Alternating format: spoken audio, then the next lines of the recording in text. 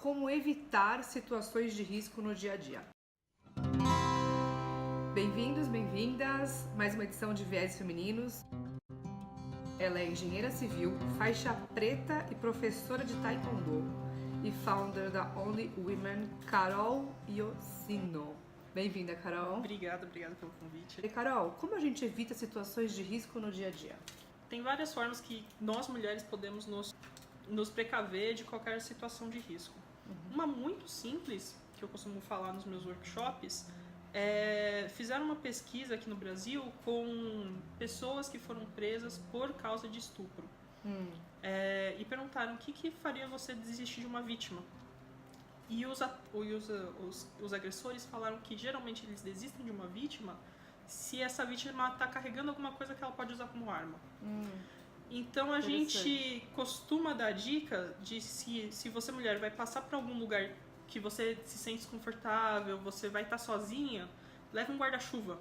Um guarda-chuva pode ser considerado uma arma de longa distância, porque ali é comprido, pontudo. Geralmente agressores desistem de mulheres que estão portando um guarda-chuva. Interessante, quer dizer, em qualquer circunstância não precisa estar chovendo. Não precisa estar chovendo. Se tiver um solzão, na dúvida que alguém perguntar, você fala que você está ali se liberando do sol. Mas é bom sempre levar um guarda-chuva. Quais são outros fatores de risco que nós podemos evitar?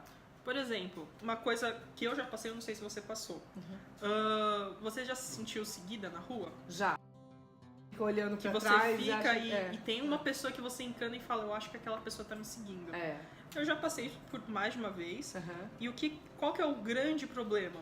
Entrar em pânico. A pior coisa que você pode fazer é entrar em pânico. Quer dizer, acelerar o passo, mostrar que você tá correndo, algo assim? Não, que você tá preocupada.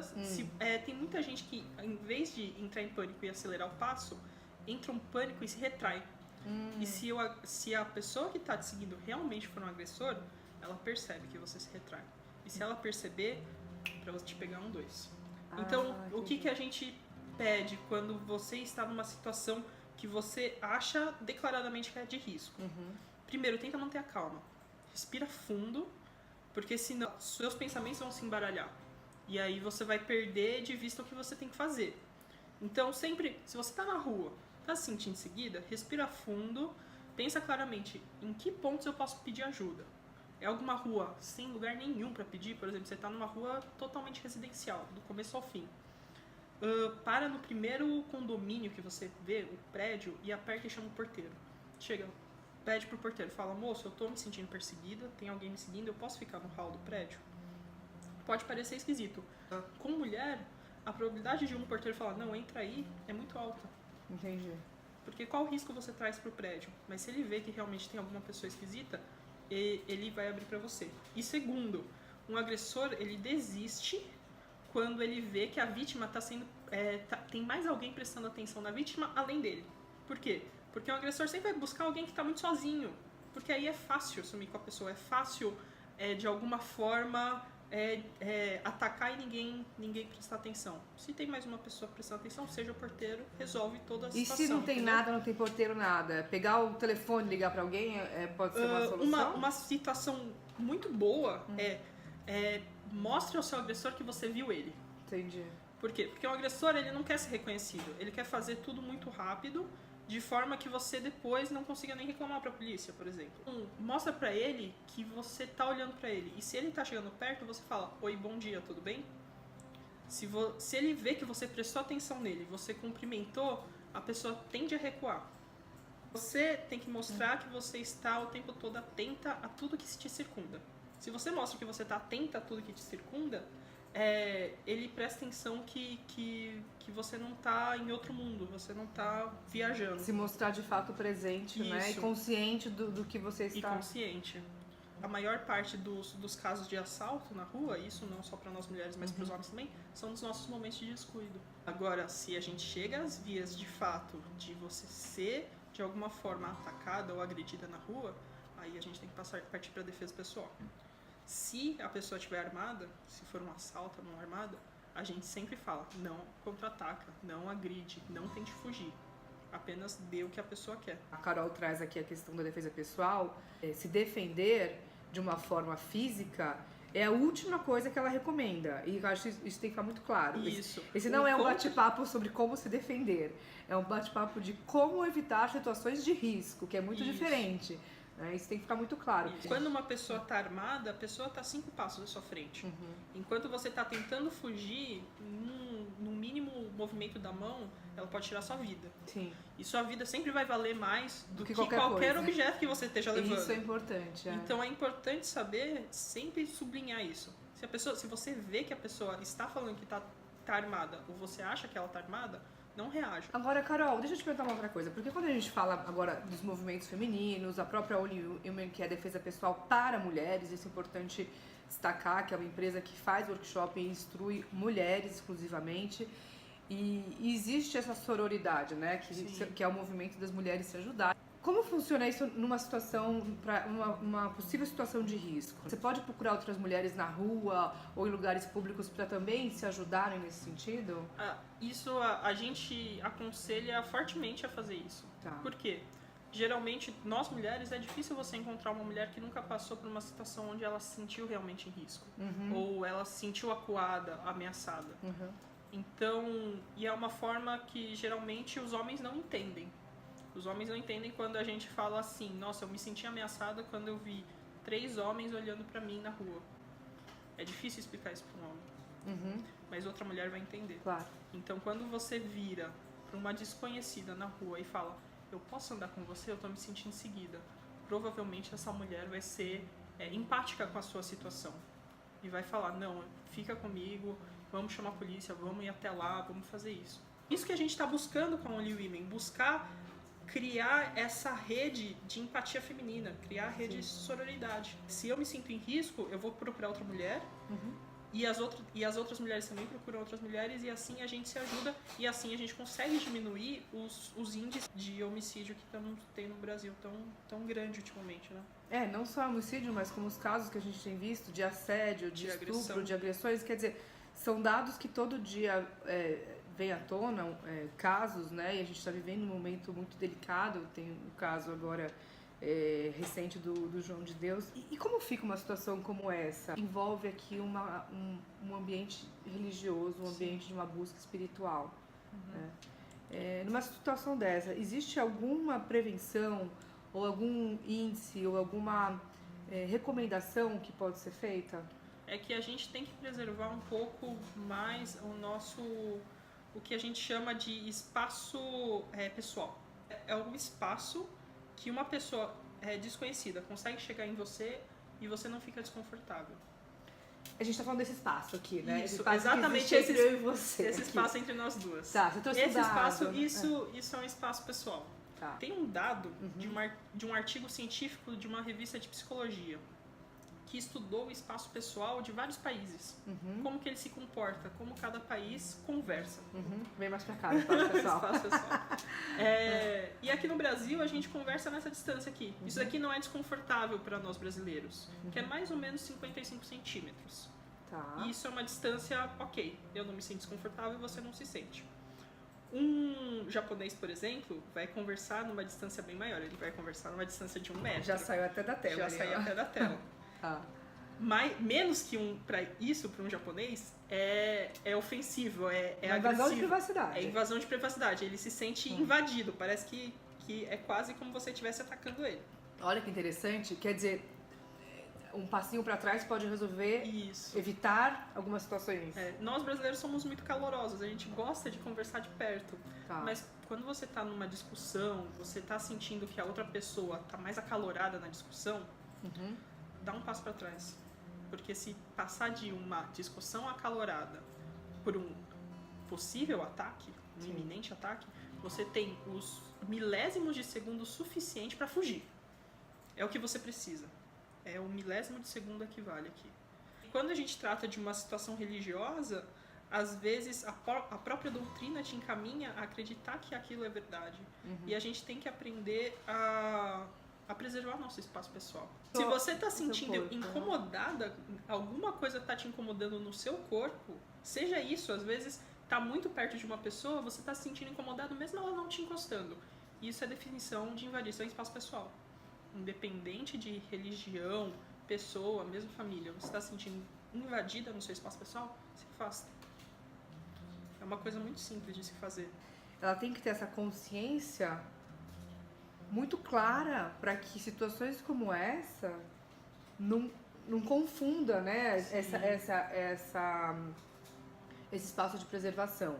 Então, como trabalhar essa consciência e como garantir a autenticidade nessa imposição do nosso espaço individual? Para nós mulheres é muito difícil, porque desde roupas, dependendo da roupa que você usa, você já é taxada de alguma coisa. Que muitas vezes vem à tona e a autenticidade ela implica em você usar o que você quiser. Sim. Né? Então, eu acho que independente da roupa que você use, da religião que você pregue, você tem que ser respeitada pelo que você é.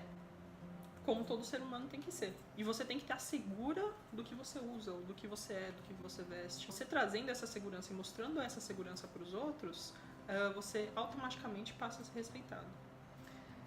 E como que a Only Women pode ajudar nesse processo de segurança e de autenticidade, de posicionamento? A gente da Only Women, a gente quer trazer a defesa pessoal para o meio feminino. Eu que participei de defesa pessoal desde a minha infância, sempre vivi num mundo muito masculinizado.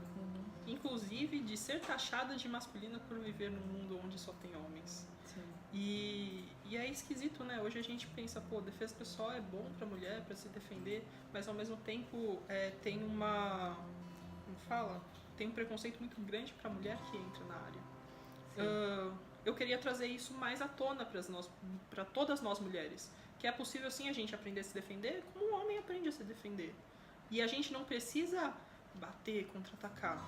Mas só da gente ter segurança com nós mesmos, que a gente sabe fazer, quando a gente sabe o que fazer numa situação de risco, já é um ganho, você fica mais tranquila. Agora, eu não preciso ser faixa preta como você para atingir esse estágio de autenticidade, de posicionamento e de consciência, né? Não, essa é a nossa ideia. Quando você entra numa vertente de arte marcial, você demora anos para aprender coisas de autodefesa. A nossa ideia é pensar um pouco de cada tipo de arte marcial e levar isso pro dia a dia da mulher. Então, quando uma mulher me diz assim, o que eu faço? Eu passei por uma situação que um cara veio na balada em mim e puxou meu cabelo. O que eu faço? Uma mulher veio me perguntar isso esses dias. Então, a gente consegue ensinar como você faz num caso de uma mulher que se sente agredida quando o cara puxa o cabelo. Ou, por exemplo, violência doméstica. Tem pequenas coisas como, por exemplo, o espaço pessoal. Se a gente manter 1 metro de distância, a gente consegue fugir, dá tempo de fugir. A gente pode, quando uma pessoa te puxa pelo braço pela balada, dá pra sair fácil, dá pra falar não. E o nosso não tem que ser respeitado. E se não é respeitado, a gente tem que procurar outras mulheres. Tem que procurar alguém próximo e falar, eu falei não e esse cara continua em cima de mim, o que eu faço? Outro dia, foi você que me deu a dica de quando você vai cumprimentar a pessoa, você colocar a mão aqui para evitar que essa pessoa te puxe para te dar um beijo, né? Sim. Então, se você é uma pessoa que você não conhece, não tem tanta intimidade, muitas vezes as pessoas querem se aproveitar de momentos sociais e dar beijinhos ou cumprimentar de uma forma que às vezes você não se sente confortável, não é um ambiente que você quer tanta intimidade, né? Então a pessoa te cumprimenta e você já cumprimenta com o braço segurando aqui, que você evita que a pessoa venha na tua direção, né? Sim. Então assim, são pequenas dicas que elas não são dicas de realmente a defesa pessoal, né? Você não precisa ir para uma defesa ou contra-ataque, digamos assim, mas você se coloca numa posição de evitar situações de risco ou e respeitar o seu espaço, porque e você mostra para outra pessoa que você está ligada, que você está atenta e que você não quer passar por isso. Como é a dinâmica a gente faz workshops, workshop geralmente de 1 hora, onde a gente explica a gente dá umas pinceladas sobre dicas de como não entrar nessas situações de riscos, como por exemplo a gente tem um guarda-chuva para andar na rua, e se acontecer uma situação de risco iminente, o que a gente faz? Uma situação de risco não armada a gente trata. Porque, como eu disse antes, armada não é legal combater. Não tem reação nesse caso. Então, por exemplo, eu passo dicas para quando você tá na rua, na balada, alguém te pega pelo punho. Como você consegue sair sem se machucar, respeitando sua integridade física e também respeitando a integridade física do outro. Você não precisa contra-atacar, você não precisa socar, não precisa bater para conseguir escapar. Por exemplo, uma situação de risco que inclusive minha mãe passou um tempo atrás é o famoso mata-leão, já viu? Aquele que pega aquele pescoço, Estrangulamento, né? aqui. Isso. Eu fiquei sabendo que várias mulheres já passaram por isso. E isso acontece tanto em ataque de assalto, agressão, às vezes até por brincadeira alguém chega e faz isso e machuca. Minha mãe foi assaltada, assim, chegaram nela por trás, fizeram um mata-leão e com a outra mão arrancaram a gargantilha dela. A pessoa, como é uma pessoa que vem por trás, você não enxerga quem está te agredindo, pode ser mais alto, mais baixo, e pega aqui no pescoço, a primeira coisa que você faz é desesperar. E não pode, porque aqui, se uma pessoa aperta muito forte, você tem até 5 segundos para sair. Se você não sair em 5 segundos, você desmaia. Então, o bom é você respirar, manter a calma e conseguir desafogar. E isso a gente ensina no workshop. A gente ensina a técnica para manter a calma, desafogar e tentar sair a tempo de pedir socorro.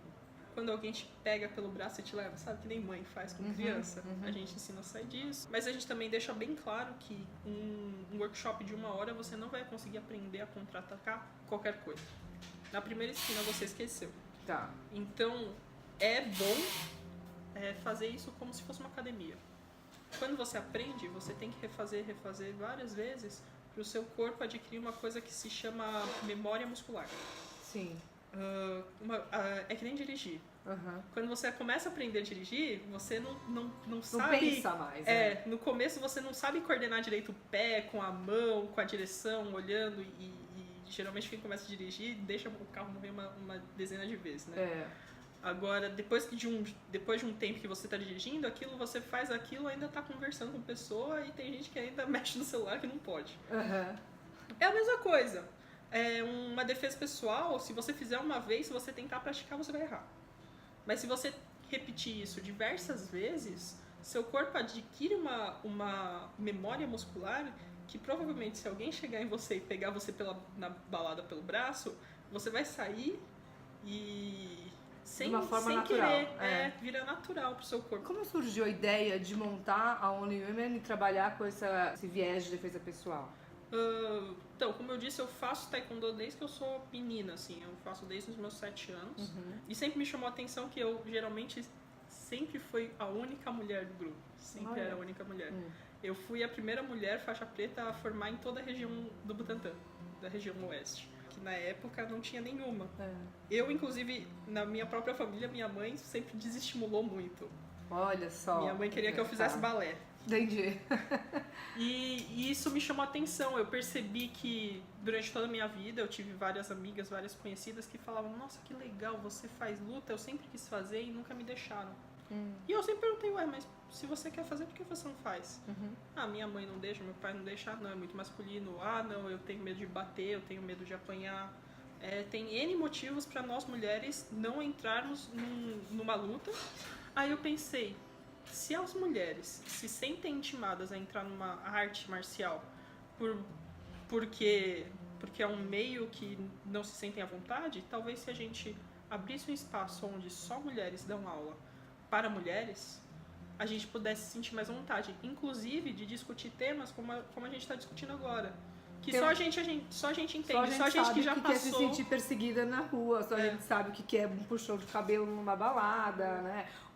Pegar no braço, ou um cumprimento que te puxa pra te dar um beijo. São situações que a gente vivencia, muitas vezes até em ambientes sociais ou ambientes corporativos, e que você quer evitar, quer proteger esse teu espaço pessoal, como você bem trouxe aqui.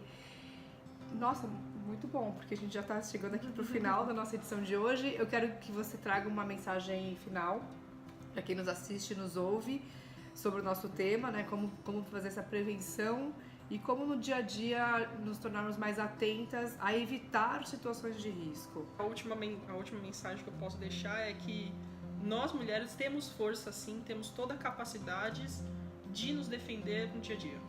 A gente pode melhorar a situação do país, a gente pode diminuir os casos de violência, de agressão contra a mulher.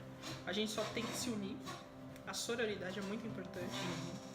E eu acho que através do aprendizado e das técnicas de defesa pessoal, a gente pode se sentir mais segura e também mostrar para as outras pessoas que nós mulheres não somos peças de agressão. Não. A gente tem força, ainda mais se a gente se unir. E força não significa reagir. Força Não. significa ter consciência, ter atenção e evitar situações de risco, como você bem trouxe aqui. Exatamente. Né? Muito bom, adorei. Obrigada, Carol. Obrigada a você. Até o próximo, obrigada.